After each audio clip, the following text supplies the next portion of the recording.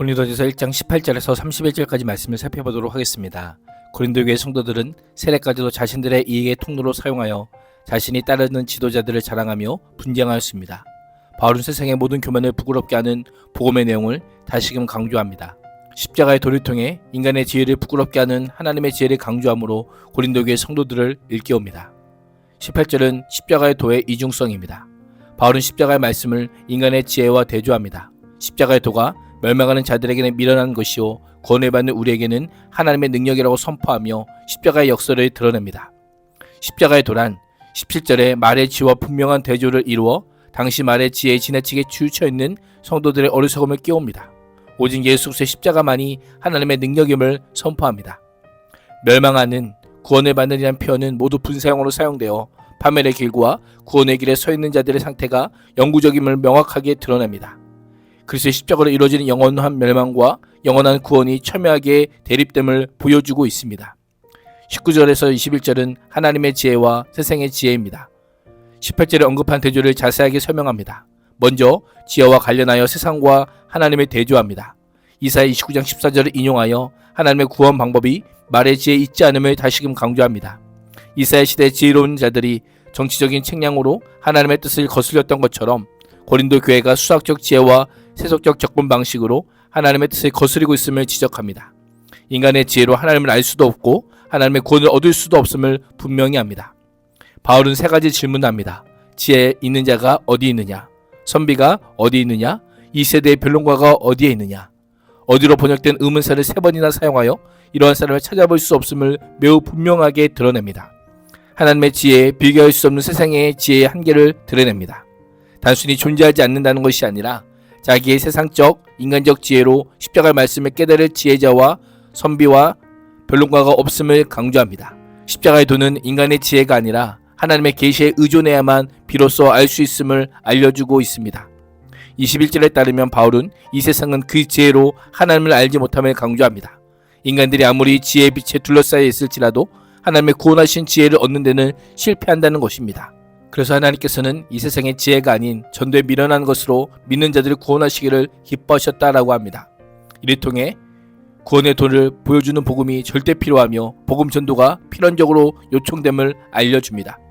구원의 진리는 세상의 기준에서 어리석은 것으로 여겨지는 전도를 통해 드러나게 됩니다. 십자가에 못 박히신 예수 그리스도를 통해 구원이 이루어진다라는 것입니다. 이것은 인간이 볼 때 매우 미련해 보이는 하나님의 지혜입니다. 22절에서 25절은 십자가의 역설적인 지혜입니다. 구원은 미련한 것처럼 보이는 복음 전도를 통해서 이루어지지만 세상 사람들은 다른 방법을 추구합니다. 유대인들은 구체적으로 눈으로 볼 수 있는 현상을 구합니다. 표적을 구하는 것 자체가 잘못은 아닙니다. 유대인들은 표적의 의미를 깨닫지 못하고 표적이라는 틀에 하나님을 가두어 준 채 표적만 구했던 것입니다. 하나님께서 역사 속에서 가시적이고 압도적인 능력으로 개입하셔서 이스라엘의 정치적, 종교적 승리를 보증해달라는 요구를 했던 것입니다. 헬라인은 지혜를 찾습니다. 이성적인 증거를 요구하며 이성적으로 이해할 수 없는 것은 받아들이지 않았습니다. 자신들이 말하는 지혜가 무의미한 궤변에 빠져든다 하더라도 늘 새로운 것을 요구하였고 자신들의 지적 요구에 만족을 주지 못하는 것들은 철저하게 무시했습니다. 이들에게 예수님의 십자가의 죽음은 어리석은 한 유대 청년의 무의미한 죽음에 불과할 뿐이었던 것입니다. 유대인과 헬라인은 어떨지 모르지만 우리는 영광스러운 승리나 철학이 아닌 가장 수치로운 십자가에 못 박히신 그리스도를 전한다라고 선포합니다. 유대 율법적 관점에서 나무에 달린 자는 하나님께 저주를 받은 자이기에 저주받은 메시아는 유대인에게 있을 수 없었습니다. 십자가는 넘어질 수밖에 없는 걸림돌이었습니다. 헬라인들에게도 십자가는 사형틀에서 무기력하게 죽은 신을 구원자로 믿는다는 것은 이성적으로 합리적으로 용납될 수 없는 미련한 것이었습니다. 십자가에 못 박힌 그리스도가 유대인에게는 거리끼는 것이고 헬라인에게는 미련한 것이지만 오직 부르심을 받은 자들에게는 그리스도는 하나님의 능력이요 하나님의 지혜임을 선포합니다. 구원의 핵심은 인간의 이해가 아니라 하나님의 부르심에 있습니다. 부르심을 받은 자들은 믿는 자들이요 구원받는 자들은 그리스도인입니다. 자신의 자격이 아닌 하나님의 주권적 은혜로 선택된 자들임을 알려줍니다. 바울은 구원에 있어서 하나님의 주권을 다시금 강조하며 복음을 받아들이는 것은 인간적인 결단이 아니라 하나님의 결정에 전적으로 의존함을 다시금 알려줍니다. 따라서 부르심을 입은 자에게는 그리스도는 죽을 수밖에 없는 자를 구원하시는 하나님의 능력이요 인간의 힘으로 해결할 수 없는 구원의 문제를 무지한 자의 대속적 죽음이라는 희생의 방법을 통해 이루었기에 하나님의 지혜임을 알려주고 있는 것입니다. 하나님의 미련한 십자가가 인간이 도달할 수 있는 최고의 지혜보다 더 지혜롭고 인간이 자랑하는 가장 강력한 힘보다 하나님의 죽으심이 더 강력합니다. 이를 통해 바울은 그리스도의 십자가의 역사를 받아들이는 것만이 구원의 기름을 강력하게 선포합니다. 26절에서 29절은 하나님의 부르심입니다. 형제들아 너희를 부르심을 보라 라고 명령하며 하나님의 부르심 곧 고린도 교회 성도들의 구원 경험을 상기시킵니다. 육신의 기준으로 보아서 지혜 있는 사람이 많지 않고 권력 있는 사람이 많지 않고 가문이 훌륭한 사람이 많지 않았습니다. 상대적으로 세상 최고의 사람들도 아니요 세상이 보기에 구원의 조건을 가진 자들이 아니었습니다.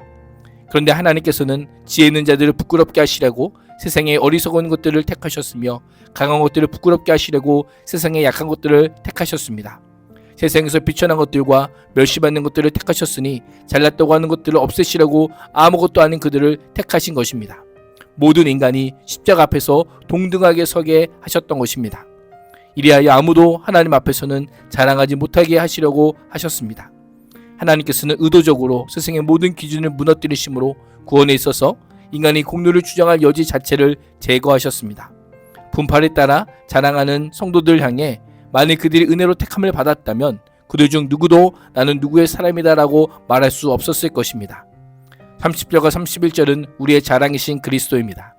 바울은 그리스도와 연합 자체가 하나님의 일하심이다 라고 합니다. 그리스도는 우리에게 지혜가 되시고 의로움과 거룩함과 구원이 되셨다라고 하며 너희가 가진 진짜 지혜는 그리스도 자신이 너희에게 주어진 것임을 강조하고 있습니다. 예레미야 9장 23절과 24절을 인용하여 자랑하는 자는 주 안에서 자랑하라라고 권면합니다. 구원은 처음부터 끝까지 하나님의 주권적 은혜이기에 인간적인 자랑은 불가능하니 하나님만 자랑할 것을 가르치고 있습니다. 고린도 교회 성도들이 복음을 듣고 그리스도 안에 있게 된 것은 지도자들 때문이 아니라 예수 그리스도 때문이었습니다. 모든 영광은 오직 주님께만 돌려져야 합니다. 오늘도 구속받은 하나님의 거룩한 백성으로 십자가의 도가 내 삶의 자리에서 하나님의 능력으로 나타날 뿐 아니라 오직 그리스도만 자랑하는 삶이 될 수 있기를 주님의 이름으로 축복합니다. 기도하겠습니다. 하나님, 세상의 지혜와 자랑을 모두 내려놓고 십자가의 도를 하나님의 능력으로 붙들고 오직 그리스도만 자랑하며 주님의 지혜로 살아가게 하여 주옵소서. 예수님의 이름으로 기도합니다. 아멘.